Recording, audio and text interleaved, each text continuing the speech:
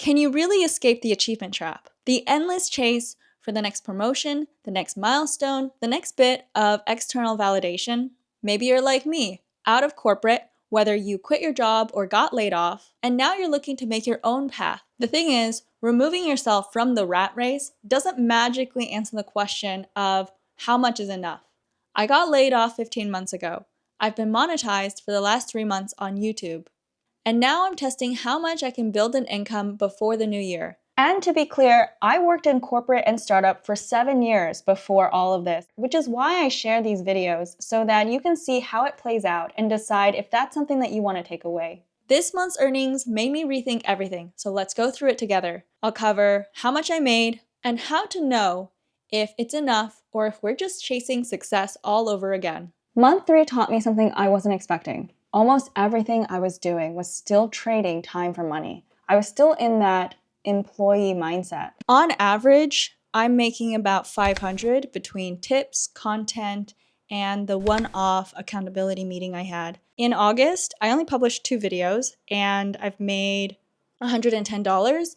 What's cool is that you'll see that these videos that are generating ad revenue still are actually not from what I most recently published, which is really cool because it's basically earning money even though I'm not actually doing anything. Yes, I had this upfront cost of my time, but now I can just enjoy the dividends of my work. So now what I want to do is apply that same principle, put in work once, and then have it keep paying over time. If you're struggling with measuring success and impact, what I'm learning is that the depth of impact matters so much more. So just an example here, my video on burnout has gotten 1,200 views. So if we just look at how much that has made $3 since it was published, which is hilarious. While this video only made $3 in ad revenue, I also know that I'm getting tips because of this video. So thank you for your support on that. And thank you for everyone who messages and comments and emails, because I know it's reaching the right people who need this message. So for those of us who are really driven by impact, then you can see the impact with your work through the depth of connection people have with it. It doesn't have to be content. It might be something else like music or writing or something else. But I hope this encourages you if you're in a 9-to-5 and you've always had that other side quest you've always wanted to pursue. I hope this shows that it's more about the depth of impact when you don't have that big of an audience yet. Looking at all those numbers got me thinking, and I just needed to clear my head. So we're going on a little bit of a walk to just bring it back to the big picture. What does this have to do with having enough? If you stopped working tomorrow, what would happen? Would you be okay? For me, I'm thinking about long-term wealth and having something that keeps earning even when I'm not showing up. After I looked at everything between the ad revenue and what I was getting through tips, I invested it. I feel like these investments are making me feel like it's gonna be okay. Even if I'm not working, even if I don't even post on YouTube, I'll be okay. That kind of freedom feels like what I need to be enough. Basically, I realized a lot of what I've been building towards have all been active income. They require me to show up and produce some kind of deliverable. And it just makes me feel like I'm still in that 9-to-5 grind, and I've just replaced the system that I left with a different one. Same rules though, we're still chasing money, we're still chasing milestones and achievement. So I've been thinking about what else is there. Something surprising that happened this month is that I can't be here. I cannot be here. There are too many flies here. Someone reached out to me for a paid coffee chat. They actually set both the time and the payment. I was happy to do it. It got me thinking about ways I could earn that's based on stuff I've already built up. And it made me realize this is different from freelancing because I'm not being paid for producing an output. I'm being paid for my perspective. I did end up looking at what they were building and sent back a little bit of my thoughts on their product, but not because it was part of the session, just because I tested something they were working on and I thought it was interesting and I just shared my thoughts. And they told me I should actually charge more for that. I know I struggled with figuring out what my freelance offer should be for a while. So if you're not sure either, sometimes it's realizing what we already know, the skills we already have, the experience we've had, is enough to be valuable to somebody else. We've talked a lot about enough, but what about validation? I want to do things that feel enough even when no one's around. So let's talk about internal motivation for a minute while I go clean my room. Like, why clean your room if no one's going to see it? And sometimes we just do it. Lately, I've been thinking a lot about what's enough, not just with money, but also motivation. Have I replaced the promotion cycle with hitting the next subscriber count on YouTube? Will we always be chasing the next big milestone? Or can we find satisfaction in doing something for its own sake? I'm not saying ditch external validation, be only intrinsically motivated. We don't just change overnight, nor should we spend so much time forcing that change. I think it's better to figure out what's actually driving you and work with it. You can use external systems to help you do the things you're internally driven to do. It's been a lot easier to stay motivated on YouTube because it's highly iterative and measurable. But there are some things that take a long time to measure and know if you're succeeding. And so it can be pretty hard to keep going.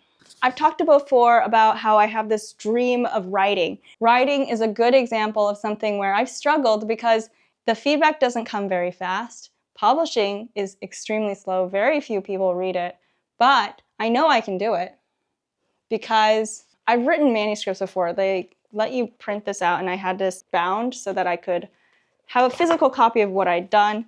So I know it's possible, and then here's the inside. But I'll tell you why it happened and what's missing now. The reason why I was able to finish this was because when I was working, I paid for accountability. I paid for writing workshop classes where I had a cohort of people I was writing with. I had deadlines, I had external validation through feedback sessions. So it all worked to help me finish.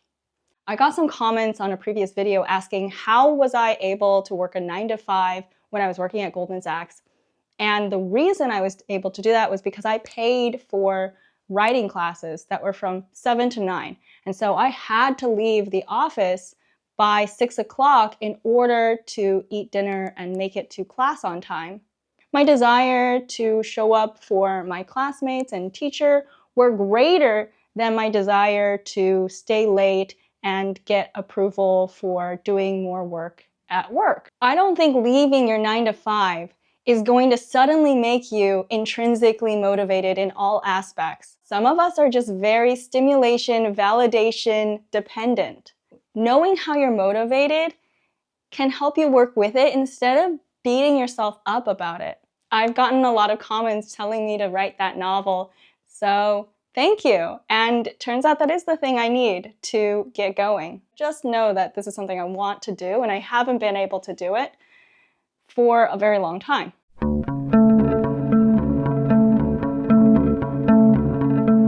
Sometimes finishing projects isn't about intrinsic motivation alone. It's about knowing for us what we're motivated by, regardless of our judgment of it, and using it to help us get to where we want to go. Whether that's external validation or something else, as long as the goal is something you want, I think it's all right.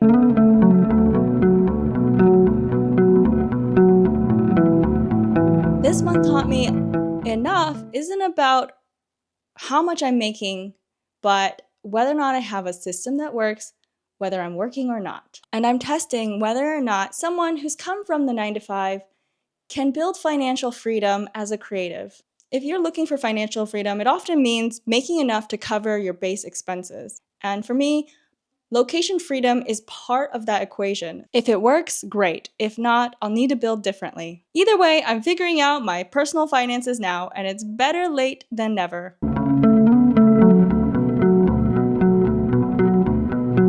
Now that YouTube has become my main income, it can easily pull me back into the achievement trap, having me compare myself against other creators who are making 6 figures.